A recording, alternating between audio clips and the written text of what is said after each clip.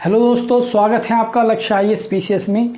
और जैसे कि दोस्तों हम मॉडर्न हिस्ट्री को कंप्लीट करा रहे हैं टॉपिक वाइज, उसी में जो आज हमारा लेक्चर है वो कांग्रेस के अंदर, मैंने आपको कांग्रेस की स्थापना बताया, ठीक है नहीं।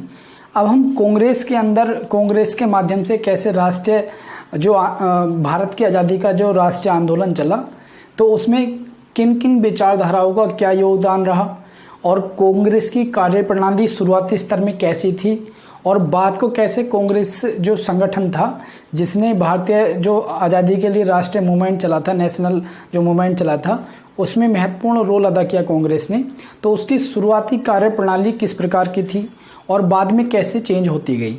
तो इन सारी चीज़ों को समझने के लिए आज हम पढ़ते हैं कांग्रेस, या आपके पास कांग्रेस में उदारवादी विचारधारा। तो कोई भी आपके पास संगठन होता है तो शुरुआती स्तर में संगठन की भूमिका तैयार की जाती है, संगठन की नींव रखी जाती है। और क्योंकि कांग्रेस भारत की आज़ादी को लेकर, ठीक है नहीं, शुरुआत में भले ही उसका माइंड में ये नहीं था कि भारत की आज़ादी या अंग्रेजों से संपूर्ण आज़ादी की बात थी, शुरू में स्वशासन की बात थी। शुरू में भारत में जो अनब्रिटिश रूल था उसे समाप्त करने की बात को ध्यान में रखकर कांग्रेस में जो लोग जुड़े हुए थे वो अपने कार्य को आगे बढ़ा रहे होते हैं, ठीक है नहीं। और एक और मैं आपको बात बता दूं कि भारत की आज़ादी में कांग्रेस का बड़ा महत्वपूर्ण जो योगदान रहा। तो हम इस समय देश में क्या चल रहा है कि हर पॉलिटिकल पार्टी, ठीक है नहीं, हर राजनीतिक पार्टी भारत के जो स्वतंत्रता सेनानी रहे हैं उन्हें अपने अपने हिसाब से उनके बारे में जो है मूवमेंट चला रही है, या उन्हें याद रख रही है, उनकी प्रतिमा बनवा रही है, या फिर उनकी जयंतियों को मनाया जाता है, जयंतियों पर छुट्टियों को जो है लॉन्च किया जाता है।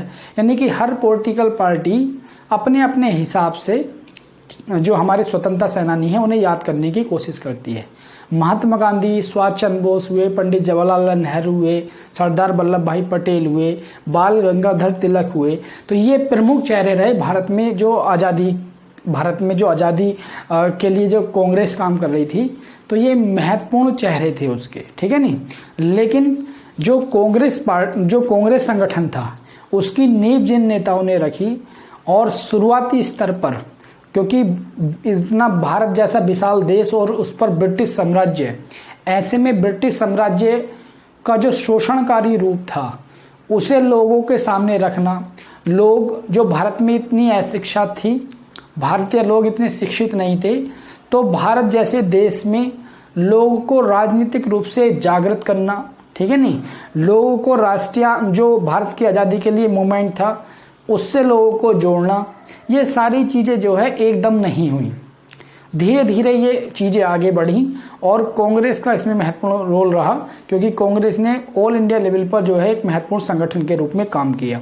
तो हम आज का जो अपनी क्लास है उसमें देखेंगे कि आज़ादी का जो शुरुआती दौर था, कांग्रेस का जो शुरुआती दौर था, उसमें जो विचारधारा थी उसकी वो क्या थी कांग्रेस की, बाद को कांग्रेस की विचारधारा कैसे बदलती चली गई, भारत में क्रांतिकारी राष्ट्रवाद कैसे उत्पन्न हुआ, और फिर महात्मा गांधी के योग के बारे में पढ़ेंगे, ठीक है नहीं। तो आज हम पढ़ रहे हैं। और देखो, मैं एक और बात आपको बता दूं कि मैं जो ये टॉपिक पढ़ाता हूं, प्री के क्वेश्चन भी इसके अंदर से बनेंगे और ये आप मेंस में भी यूज कर सकते हो, ठीक है नहीं। अगर कभी आपके पास कांग्रेस की विचारधारा को लेकर या नरमपंथी विचारधारा को लेकर या उदारवादी विचारधारा को लेकर कभी भी प्री या मेंस का क्वेश्चन बनता है तो आप आराम से कर सकते हो। मेंस में कुछ भी मटेरियल लिखने के लिए आए उसमें आप इस मटेरियल का यूज कर सकते हो क्वेश्चन के अंदर, ठीक है नहीं। तो अगर मैं उदारवादी विचारधारा की बात करूं, यानी कांग्रेस के शुरुआती स्तर की बात करूं, तो पृष्ठभूमि की अगर हम बात करें तो भारत में जो भारत की आज़ादी के लिए राष्ट्रीय आंदोलन चला, ठीक है नहीं, जिसमें कांग्रेस ने महत्वपूर्ण भूमिका निभाई। तो कांग्रेस का जो मतलब आपके पास प्रारंभिक चरण है या आरंभिक चरण बोलते हैं, उस चरण को हम उदारवादी या नरमपंथी राजनीति के नाम से जानते हैं। क्यों? क्योंकि उस चरण में जो भी नेता लोग जुड़े हुए थे कांग्रेस के, उनके जो मांगे थी, उनके जो क्रियाकलाप थे, वो उसके आधार पर जो है हम उन्हें नरमपंथी या उदारवादी चरण कह रहे होते हैं कांग्रेस के शुरू के कार्यकाल को, जो आपके पास 1885 से स्टार्ट होता है और 1905 तक ये चलता है, जब तक बाल गंगाधर तिलक, लाला लाजपत राय और अरविंद घोष, बिपिन चंद्र पाल, ये जो उग्रवादी नेता हैं, वो जो बंगाल विभाजन के बाद जो मूवमेंट चलते हैं, वहाँ तक ये कांग्रेस का नरमपंथी या उदारवादी चरण चलता है। ठीक है नहीं। प्रमुख नेता कौन कौन थे जो उस समय कांग्रेस के प्रमुख नेता जो उदारवादी राजनीति को आगे बढ़ा रहे थे कांग्रेस के शुरुआती स्तर पर? तो प्रमुख नेताओं में दादा भाई नौरोजी, गोपाल कृष्ण गोखले जो गांधी जी के राजनीतिक गुरु थे, महादेव गोविंद रनाडे जिन्हें महाराष्ट्र का सुकरात कहा जाता है, और फिरोज शाह मेहता, बदरुद्दीन तैयब जी और केटी तेलंग। फिरोज शाह मेहता, बदरुद्दीन तैयब जी और केटी तेलंग, इन तीनों को बंबई की त्रिमूर्ति के रूप में भी जाना जाता है। तो ये नरमपंथी नेता थे कांग्रेस के शुरुआती स्तर पर। अब यहीं पे प्री का क्वेश्चन भी बन जाएगा कि निम्न में से कौन कांग्रेस के उदारवादी विचारधारा से संबंधित हैं या उदारवादी आंदोलन के प्रमुख नेता थे? तो ये नेता आप याद रखोगे, क्वेश्चन प्री का बन जाएगा आराम से। ठीक है नहीं, नाम से पूछ लेगा। उसके बाद आता है कि आज जो हम देख रहे हैं कि हम आज़ाद भारत में सांस ले रहे हैं, तो क्या ये भारत को आज़ादी ऐसे ही मिल गई? नहीं। आपने देखा होगा कि इतने बड़े ब्रिटिश साम्राज्य पूरे भारत पे जो जिसका कब्जा था, हम पूरे भारत, जो भारत है वो ब्रिटिश साम्राज्य के अंतर्गत आता था। तो ऐसे साम्राज्य के सामने एक संगठन खड़ा करके क्या उस साम्राज्य की नींव को हिलाया जा सकता था, या उस साम्राज्य का शोषणकारी रूप सामने लाया जा सकता था, जहां पर ब्रिटिश सरकार की मर्जी के बिना पत्ता भी नहीं हिलता था? तो ऐसे में कांग्रेस के जो शुरुआती नेता थे, उन्होंने कैसे काम किया, उन्होंने कैसे इस संगठन की नींव को मजबूत किया, उन्होंने कैसे भारतीयों को राजनीतिक रूप से जागृत किया, उन्होंने कैसे ब्रिटिश शोषणकारी व्यवस्था का चरित्र जो है भारतीयों के सामने रखा, जिससे भारतीय राष्ट्रीय आंदोलन से जुड़ते चले गए। तो इन सारी जो आपके क्वेश्चन हैं वो हमें इसके अंदर मिलेंगे।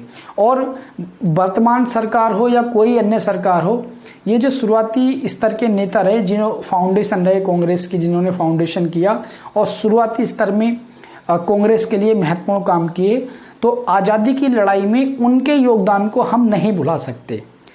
तो आप इतिहास का देखो, इतिहास एक ऐसा सब्जेक्ट है, आप इतिहास को अगर तोड़ मरोड़ के प्रस्तुत करोगे तो इतिहास से आप लोगों को सही जानकारी नहीं दोगे तो लोगों का माइंडसेट भी उस जैसा ही हो जाएगा।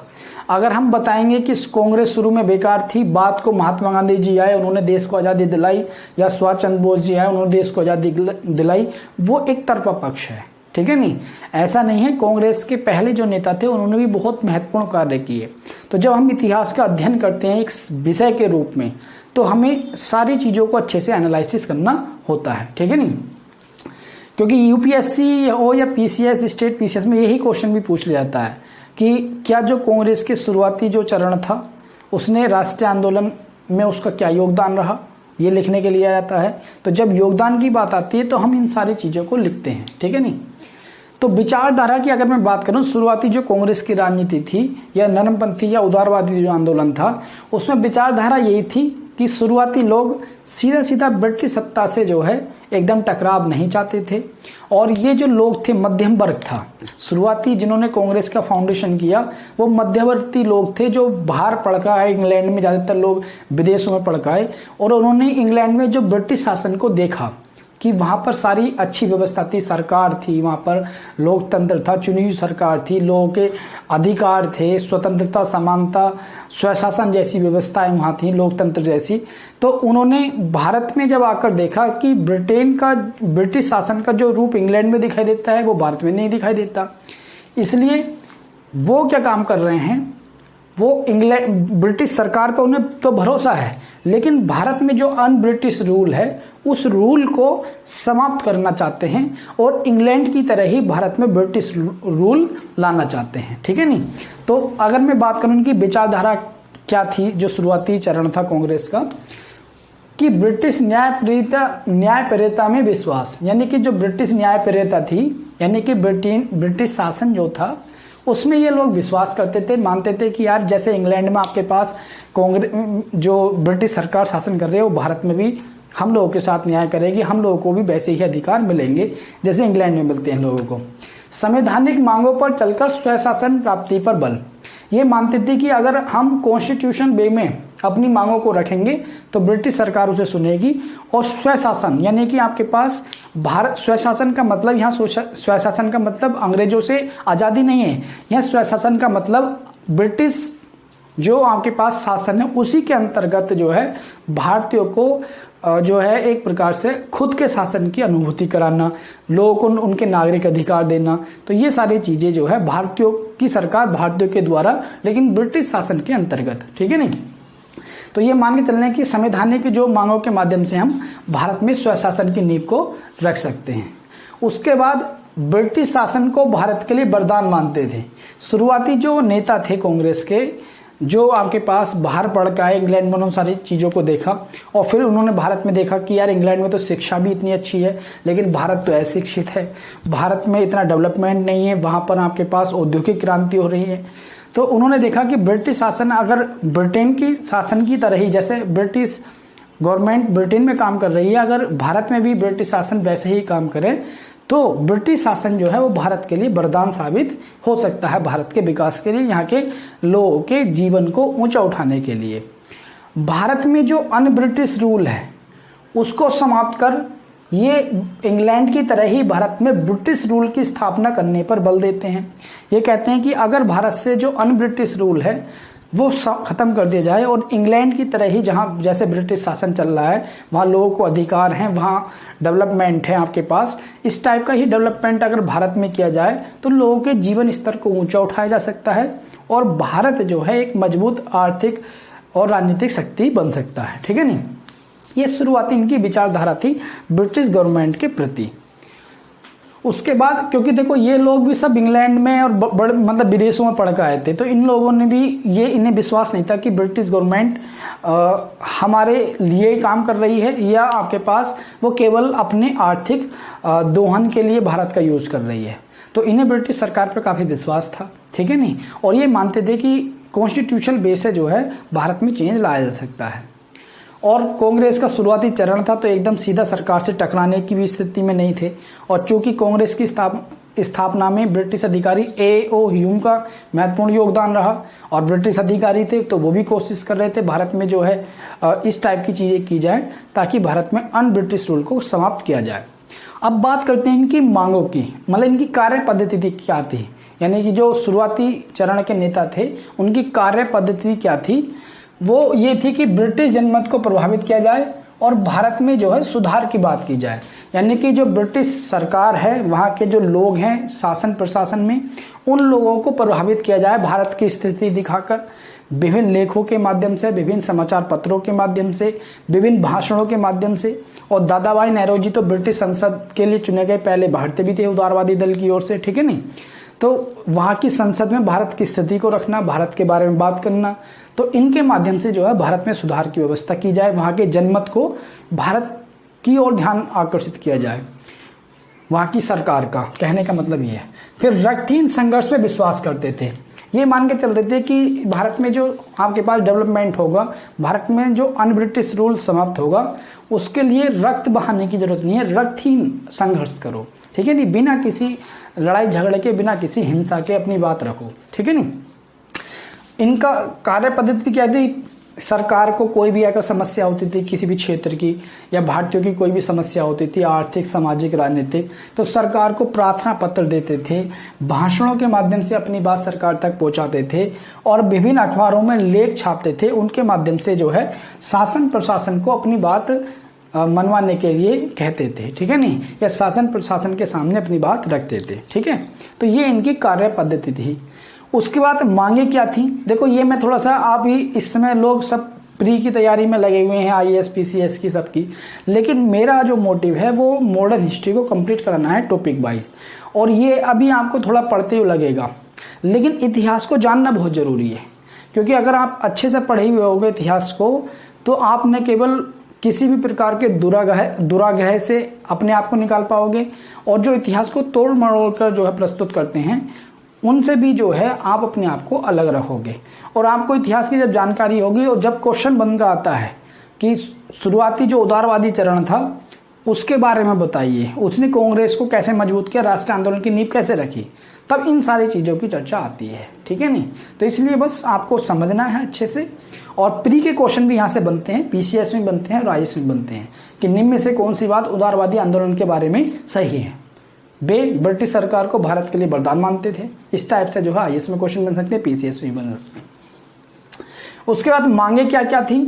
मांगे ये थी कि ये लोग कहते थे कि जैसे कनाडा और ऑस्ट्रेलिया में जो है स्वशासन दे रखा है, ठीक है नहीं, उस टाइप का स्वशासन भारत में भी दिया जाए। यानी कि जैसे कनाडा और ऑस्ट्रेलिया में ब्रिटिश सरकार के अंडर में तो है वो आपके पास कंट्री, लेकिन वहाँ पर उनका खुद का शासन है, स्वशासन है। ठीक है नहीं, लोगों को नागरिक अधिकार मिले हुए हैं, वहाँ डेवलपमेंट हो रहा है। तो ये क्या चाहते थे जो उदारवादी नेता थे कि जिस प्रकार से ऑस्ट्रेलिया और कनाडा में आपने स्वशासन दिया है, ठीक है नहीं, उसी टाइप से भारत को भी डोमिनियन स्टेट बनाना चाहते थे, भारत को ही स्वशासन के अंतर्गत लाना चाहते थे।